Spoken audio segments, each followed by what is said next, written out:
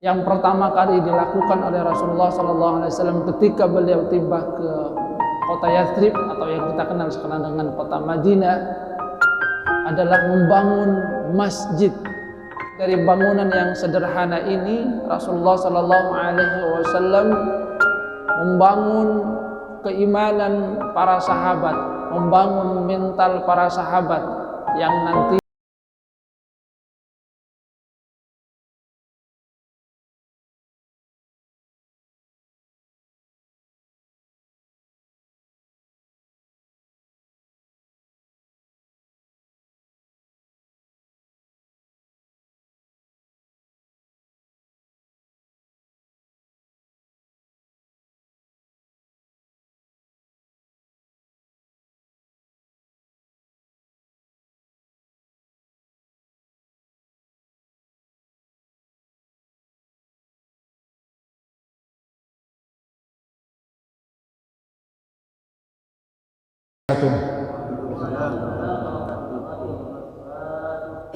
Innal hamdalillah nahmaduhu wa nasta'inuhu wa nastaghfiruh wa na'udzu billahi min shururi anfusina wa min sayyiati a'malina may yahdihillahu fala mudilla lahu wa may yudlil fala hadiya lahu asyhadu an la ilaha illallah wahdahu la syarika lahu wa asyhadu anna muhammadan 'abduhu wa rasuluhu la nabiyya ba'dahu Allahumma salli ala Muhammad wa ala ali Muhammad kama sallaita ala ali Ibrahim innaka Hamidum Majid. Allahumma barik ala Muhammad wa ala ali Muhammad kama barakta ala ali Ibrahim innaka Hamidum Majid. Allahumma la ilma illa ma 'allamtana fa'allimna 'ilman yanfa'una wanfa'na bima 'allamtana. Rabbana atina min ladunka rahmatan wa hayyi' lana min amrina rasyada. Rabbi shrah li sadri wa yassir li amri wahlul 'uqdatam min lisani yafqahu qawli, amma ba'du. Hadirin jamaah sahabat rahimakumullah. Alhamdulillah kita bersyukur kepada Allah Subhanahu wa taala atas karunia sehat dan sempat serta juga karunia keimanan sehingga kita bisa melangkahkan kaki dalam rangka mengabdikan diri kita kepada Allah Subhanahu wa taala. Alhamdulillah kita masuk ke tahun baru Hijriah, tahun 1443, yang ini sesungguhnya dicanangkan dalam rangka mengenang hijrah Rasulullah SAW dari kota Mekah menuju kota Yathrib atau yang kita kenal sekarang dengan kota Madinah. Ada 3 hal yang mungkin kita bisa jadikan iktibar yang pertama kali dilakukan oleh Rasulullah SAW ketika beliau itu tiba ke Madinah. Kedatangan Rasulullah SAW itu sangat didambakan oleh orang-orang yang ada di Madinah, dan mereka berharap bahwasanya Rasulullah SAW akan mengubah wajah kota Yathrib. Dan memang Rasulullah SAW berhasil mengubah kota Yathrib yang dulunya tidak terkenal menjadi satu kota yang di situ tumbuh orang-orang yang mempunyai pengaruh besar terhadap seluruh dunia. Apa yang dilakukan oleh Rasulullah SAW ini yang bisa kita kajikan iktibar. Yang pertama kali dilakukan oleh Rasulullah SAW ketika beliau tiba ke kota Yathrib atau yang kita kenal sekarang dengan kota Madinah adalah membangun masjid. Jadi yang pertama kali dilakukan oleh Rasulullah SAW itu adalah membangun masjid. Memang bentuknya itu sederhana, lantainya masih adalah berupa hamparan pasir. Tiang-tiangnya itu dari pohon kurma, atapnya juga dari pelepah daun kurma. Akan tetapi dari bangunan yang sederhana ini Rasulullah SAW membangun keimanan para sahabat, membangun mental para sahabat yang nantinya akan memberikan pengaruh luar biasa dalam peradaban dunia. Rasulullah SAW menjadikan masjid itu sebagai pusat aktivitas dari keseluruhan umat Islam dalam keseharian. Sehingga dari sini kita bisa mengambil iktibar bahwa hal yang memang perlu dibangun pertama dan utama itu adalah pembangunan mental, membangun keimanan. Karena disinilah yang menjadi pondasi. Manakala pondasinya itu bagus, insya Allah bangunan yang ada di atasnya juga akan bagus. Dan ini juga sesuai dengan yang dijanjikan oleh Allah Subhanahu wa taala. A'udzubillahi minasyaitonir rajim. Walau anna ahlal qura amanu wattaqau lafatahna 'alaihim barakatim minas sama'i wal ardh.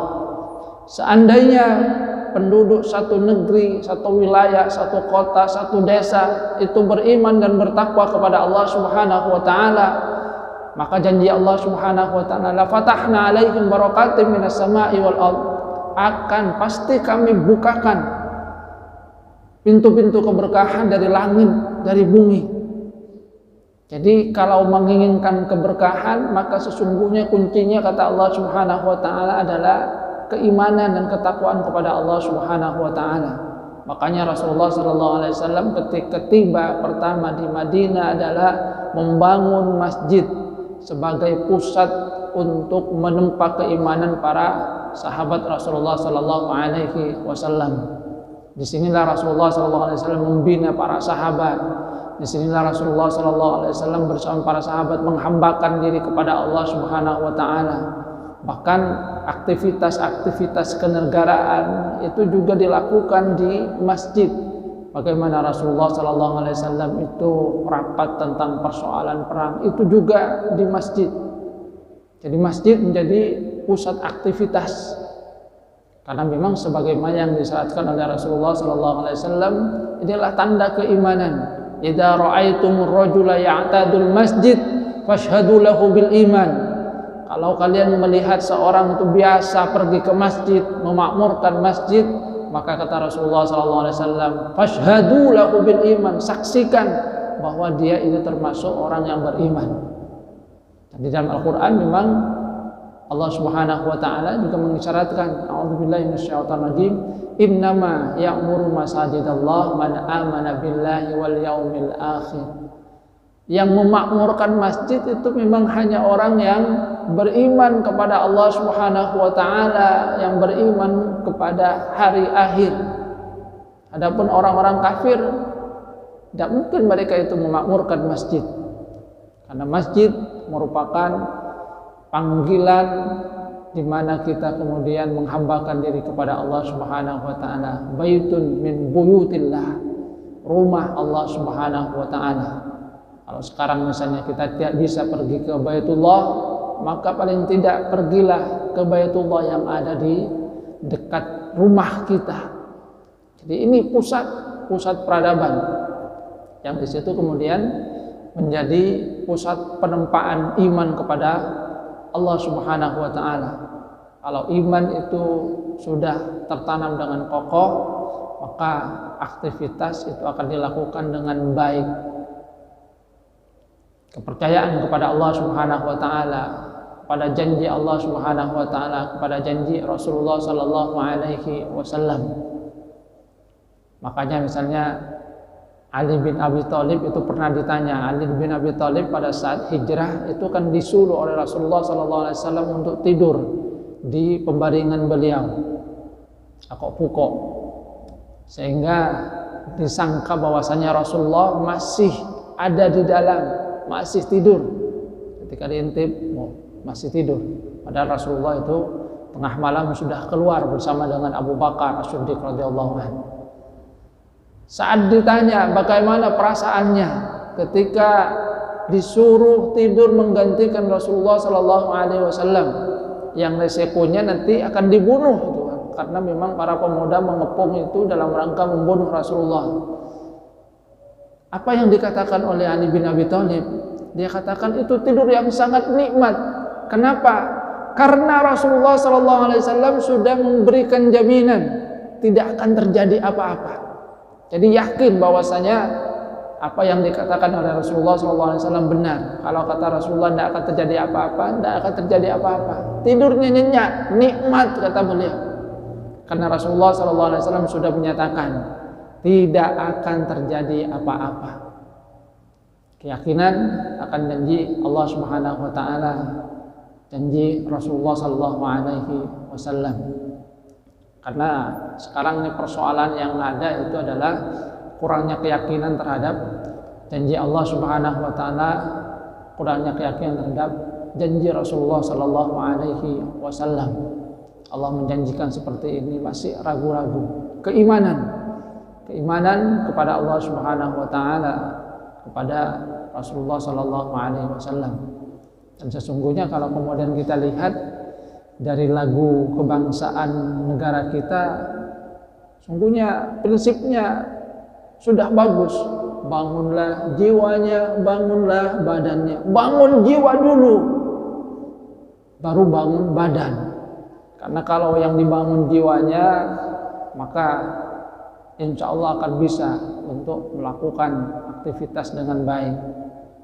Tapi kalau kurang keimanan, mentalnya tidak bagus, maka sebanyak apapun mungkin materi diberikan, materi seperti ini malah kemudian dikorupsi sendiri. Bantuan sosial yang seharusnya diberikan kepada masyarakat diambil sendiri, dikorupsi sendiri. Ya, karena kurangnya mental, kurangnya keimanan kepada Allah Subhanahu wa taala. Yang dipikirkan itu hanya bagaimana memperkaya dirinya sendiri. Ini keimanan kepada Allah Subhanahu wa taala, dan ini kita bisa lihat pada diri sahabat Rasulullah sallallahu alaihi wasallam. Kenapa mereka itu oleh Rasulullah sallallahu alaihi wasallam disebut dengan khairul quruni qarni, sebaik-baik masa itu adalah masaku, dan setelah itu tsummal ladzina yalunahum tsummal ladzina yalunahum. Masa Rasulullah sallallahu alaihi wasallam dan serta para sahabat. Karena memang sahabat Rasulullah sallallahu alaihi wasallam ketika turun perintah Allah Subhanahu wa taala, mereka bergegas untuk berusaha melakukan perintah Allah Subhanahu wa taala dengan sebaik-baiknya. Jadi memang keimanan mereka berusaha untuk melaksanakan perintah Allah Subhanahu wa taala dengan sebaik-baiknya. Ketika turun perintah tentang jilbab, hijab, mereka kemudian langsung berusaha untuk melakukannya, sampai pakaian-pakaian mereka itu kemudian mereka potong-potong, robek dalam rangka apa? Dalam rangka untuk melaksanakan perintah Allah Subhanahu wa taala. Jadi memang bergegas atas dasar keimanan kepada Allah Subhanahu wa taala, tidak ada keraguan atas janji Allah Subhanahu wa taala, janji Rasulullah sallallahu alaihi wasallam. Seperti halnya yang pernah terjadi kepada Utsman bin Affan radhiyallahu anhu pada saat musim pacaklik. Utsman bin Affan itu mempunyai satu kafilah dagangnya itu hampir tiba, membawa ransum makanan yang banyak. Nah, para tengkulak itu datang kepada Utsman, mau kulakan. Ayo jual kepada saya akan memberikan keuntungan. Ada yang menjanjikan 2 kali lipat, ada yang menjanjikan 3 kali lipat. Pokoknya keuntungan yang besar. Apa yang dikatakan oleh Utsman? Saya akan menjual kepada yang mau memberikan kepada saya keuntungan 10 kali lipat. Para tapal tengkulak, siapa yang mau menjual, memberikan keuntungan 10 kali lipat itu? Kecuali berempat boleh. Akhirnya karena tidak ada yang mampu membeli, ketika tiba, kemudian apa yang dilakukan oleh Utsman? Utsman kemudian membagi-bagikan bahan makanan pokok itu kepada masyarakat. Jadi dibagikan secara gratis, sehingga orang menjadi heran. Kamu ini mau diberikan keuntungan berlipat-lipat, ada yang 2 kali lipat, 3 kali lipat, kamu mungkin lebih dari itu. Kok tidak mau? Sekarang malah dibagikan gratis, tidak dapat untung apa? Apa yang dikatakan oleh Utsman bin Affan? Saya kan sudah katakan, saya akan menjual kepada siapa yang memberikan kepada saya keuntungan sekali lipat, 10 kali lipat, dan tidak ada dari kalian yang mau, tidak ada yang mampu. Maka saya jual kepada Allah Subhanahu wa taala yang telah menjanjikan kepada saya akan memberikan balasan 10 kali lipat. Wal hasanatu bi asyri amsalihha. Maka kemudian dibagikan secara gratis karena yakin bahwasanya akan dibalas oleh Allah Subhanahu wa taala 10 kali lipat. Allah sudah menjanjikan, Rasulullah sallallahu alaihi wasallam sudah menjanjikan akan dibalas 10 kali lipat. Sudah. Karena Allah menjanjikan 10 kali lipat, saya berikan kepada Allah Subhanahu wa taala. Itu satu keyakinan terhadap janji Allah Subhanahu wa taala. Jadi keimanan kepada Allah Subhanahu wa taala, keimanan kepada Rasulullah sallallahu alaihi wasallam. Dan ini berpangkal dari masjid, pusat pembinaan dari Rasulullah sallallahu alaihi wasallam.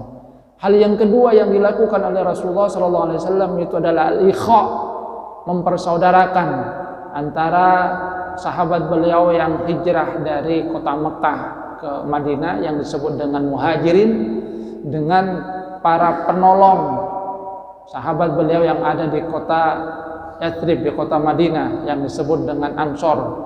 Ansor itu artinya adalah para penolong, karena mereka yang menolong, menampung orang-orang sahabat Rasulullah yang pindah, yang hijrah dari kota Mekah ke Madinah. Karena ketika mereka hijrah tidak bawa apa-apa, harta benda itu ditinggalkan semuanya, yang dibawa itu adalah iman, ya sekedarnya saja. Yang penting adalah bagaimana mereka itu bisa tetap melaksanakan amal ibadah, bisa menjaga keimanan kepada Allah Subhanahu wa taala. Ikha, dipersaudarakan. Satu orang muhajir dipersaudarakan dengan satu orang ansor. Dan ternyata kalau kita lihat persaudaraan yang dibangun atas dasar agama ini benar-benar persaudaraan yang bahkan mungkin lebih dari persaudaraan atas dasar darah. Contohnya adalah yang terkenal persaudaraan antara sahabat Rasulullah SAW Abdurrahman bin Auf dengan Sa'ad bin Rabi. Abdurrahman bin Auf dipersaudarakan dengan Sa'ad bin Rabi. Sa'ad bin Rabi itu seorang yang kaya. Apa yang beliau katakan? Beliau katakan kepada Abdurrahman bin Auf, saya ini adalah orang kaya. Saya punya harta, rumah berapa? Karena dipersaudarakan oleh Rasulullah, separuh dari harta saya berikan kepada engkau. Jadi separuhnya. Kalau orang misalnya ini orang kaya Madinah, punya 10 miliar, misalnya 5 miliar untuk kamu, 5 miliar untuk saya. Saking nganggep ongko, dipersaudarakan oleh Rasulullah SAW. Bahkan beliau katakan, saya punya istri 2, kamu lihat mana yang kamu sukai, nanti saya ceraikan. Kalau sudah masa iddahnya selesai, bisa kamu kawini. Sampai istrinya rela untuk diceraikan.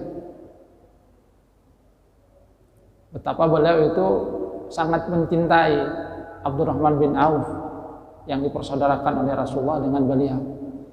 Tapi apa yang dilakukan oleh Abdurrahman bin Auf, Abdurrahman bin Auf itu kemudian tidak aji mumpung. Wah, seperti ini. Mungkin kita alhamdulillah kalangkong. Tidak, beliau itu seorang yang tawadhu. Adalah seorang sahabat yang memang sudah mendapatkan didikan dari Rasulullah SAW. Tidak kemudian aji mumpung. Beliau katakan, tidak saudaraku, cukup tunjukkan kepada saya di mana pasar. Karena beliau itu adalah seorang pedagang. Tunjukkan kepada saya di mana pasar. Sudah cukup itu, tidak usah kemudian diberikan harta yang banyak seperti itu. Cukup tunjukkan kepada saya di mana pasar. Maka kemudian tunjukkan pasar, mulailah Abdurrahman bin Auf itu berdagang. Ya karena dari awal tidak punya apa-apa, jadi calo dulu, jadi makelar. Tapi lama-lama kemudian alhamdulillah sukses. Karena beliau itu adalah seorang yang pandai di dalam berdagang.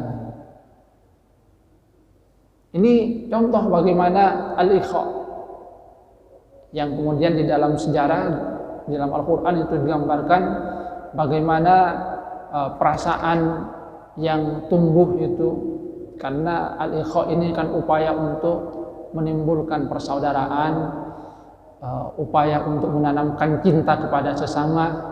Tingkatan yang ada pada diri sahabat itu sampai pada yang disebut dengan al-ithar. Ithar itu mendahulukan orang lain daripada dirinya, yang direkam di dalam Al-Quran itu, a'udzubillahi minasyaitonir rajim, wa yu'thiruna ala anfusihim walau kana bihim khassasah. Dan mereka lebih mendahulukan orang lain walaupun mereka sendiri sebetulnya itu butuh. Ithar. Ithar kalau dalam keduniaan itu memang disunahkan, tapi kalau dalam masalah ibadah makruh. Al-ithar fil ibadah itu makruh. Misalnya siapa yang lebih dahulu pergi ke masjid, yang di dalam ibadah itu malah suruh berlomba itu. Wa fi dzalika falyatanafasil mutanafisun. Kalau dalam persoalan ibadah berlomba-lomba untuk yang terbaik dalam rangka mengharap ridha Allah Subhanahu wa taala. Jadi itsar, mendahulukan yang lainnya. Ini ikha, mempersaudarakan. Yang kemudian di situ tumbuh yang namanya persaudaraan yang sebenarnya. Dan inilah memang yang diinginkan di dalam agama kita. La yu'minu ahadukum hatta yuhibba li akhihi ma yuhibbu li nafsi. Tidak sempurna kata Rasulullah iman di antara kalian sampai bisa mencintai bagi saudaranya apa yang dia cintai bagi dirinya sendiri. Karena memang seperti yang pernah saya sampaikan, bagaimana kita diperlakukan oleh Allah Subhanahu wa taala adalah bagaimana kita memperlakukan saudara kita. Kalau kita sering memudahkan orang lain, insya Allah akan dimudahkan oleh orang lain juga. Kalau kita sering menolong orang, insya Allah akan ditolong juga oleh Allah Subhanahu wa taala. Kalau kita suka menutup aib saudara kita, Allah juga akan menutup aib kita. Jadi bagaimana kita memperlakukan saudara kita, begitulah Allah Subhanahu wa taala akan memperlakukan kita. Jadi kalau suka mempersulit, jangan salahkan, kemudian juga nanti akan dipersulit oleh Allah Subhanahu wa taala. Ini yang kedua, al-ikha. Jadi tepuk solira, memikirkan orang lain, bukan kemudian aji mumpung. Masa pandemi seperti ini kan banyak orang yang aji mumpung itu. Ada yang menimbun. Kalau dulu pernah masker itu sampai hilang. Ada teman ngupload itu.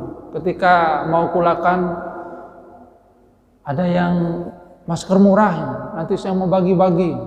Ketika maskernya banyak, kemudian dia ngupload lagi. Saya punya masker banyak, siapa yang beli ini? Ada teman yang merekam perjalanannya. Dia katakan dulu ketika mau beli itu katanya mau dibagi-bagikan itu. Tapi ketika maskernya sudah banyak numpuk ke dia, kemudian ditawarkan. Ini berapa pada saat orang banyak butuh itu. Katanya dulu mau dibagikan, ini kok sekarang mau dijual dengan harga yang mahal. Banyak bukan penumpukan ya, karena ego hanya mementingkan dirinya sendiri. Bukan tepas oleh isar, apalagi isar. Dana bansosnya yang harusnya dibagikan malah kemudian dikorupsi sendiri. Tidak adanya yang namanya ikha. Kemudian yang ketiga yang dilakukan oleh Rasulullah SAW itu adalah melakukan perjanjian damai dengan kabilah yang ada di Madinah, dengan suku-suku dari Yahudi dan juga suku Arab yang belum masuk Islam, yang kita kenal dengan nama Mitsaq Madinah atau Piagam Madinah. Di perjanjian damai bahwasanya mereka itu semua sepakat untuk hidup berdampingan di Madinah dengan saling menghormati keyakinan masing-masing, bahwa apa yang terjadi kepada Madinah itu adalah merupakan tanggung jawab bersama. Kalau ada serangan, itu juga merupakan serangan terhadap mereka semua. Sehingga kemudian Rasulullah bisa tenang dalam mengembangkan dakwah, walaupun nantinya kaum Yahudi ternyata berkhianat. Pada saat terjadi perang Ahzab, mereka malah bersekongkol untuk menjatuhkan Rasulullah SAW dan para sahabatnya. Tapi inilah yang dilakukan oleh Rasulullah SAW. Membangun keimanan terlebih dahulu, setelah itu membangun taqwa, membangun persaudaraan di antara kaum muslimin, dan juga membangun kehidupan damai dengan orang-orang yang tidak seagama dengan mereka, jadi perjanjian. Yang sesungguhnya ini juga agak mirip dengan di kita ini. Di kita sudah ada Pancasila yang itu merupakan satu pengorbanan yang dilakukan oleh para ulama kita, para founding father kita, agar kemudian bisa hidup damai, berdampingan, tidak ada kemudian perpecahan, mengorbankan sila yang pertama, yang dulunya itu adalah ketuhanan yang Maha Esa dengan kewajiban menjalankan syariat Islam bagi pemeluknya, kemudian dipangkas hanya ketuhanan yang Maha Esa, tapi di dalamnya itu masih ada prinsip bahwasanya kita mempunyai kebebasan dalam menjalankan beragama, karena ketuhanan yang Maha Esa itu masih menunjukkan bahwasanya kita adalah umat beragama, yang kompensasinya setelah itu didirikan Kementerian Agama dalam rangka apa? Dalam rangka untuk mewadahi aktivitas umat Islam. Ini 3 hal yang pertama kali dilakukan oleh Rasulullah SAW yang mengisyaratkan bagi kita bahwa sekali lagi pembangunan yang utama itu adalah pembangunan mental spiritual, hubungan dengan Allah Subhanahu wa taala. Kemudian yang kedua adalah bagaimana membangun persaudaraan di tengah-tengah masyarakat kita, terutama sesama muslim. Setelah itu membangun persaudaraan sesama bangsa yang kalau itu berhasil, insya Allah akan terjadi satu masyarakat yang madani, dan mudah-mudahan sekali lagi kita bisa mengambil iktibar dari itu. Mari kita makmurkan masjid sebagai pusat peradaban yang pernah dibangun oleh Rasulullah SAW. Mari kita kembangkan ikhwa, persaudaraan yang sebenarnya dengan saudara-saudara kita, karena sekali lagi sebagaimana yang disyaratkan oleh Rasulullah SAW, bagaimana kita memperlakukan orang lain, maka begitulah Allah Subhanahu wa taala akan memperlakukan kita. Ini saja yang dapat saya sampaikan, kurang lebihnya mohon maaf. Wabillahi taufiq wal hidayah wa ridha wal inayah. Subhanakallahumma bihamdika asyhadu an la ilaha illa anta astaghfiruka wa atubu ilaik. Assalamualaikum warahmatullahi wabarakatuh.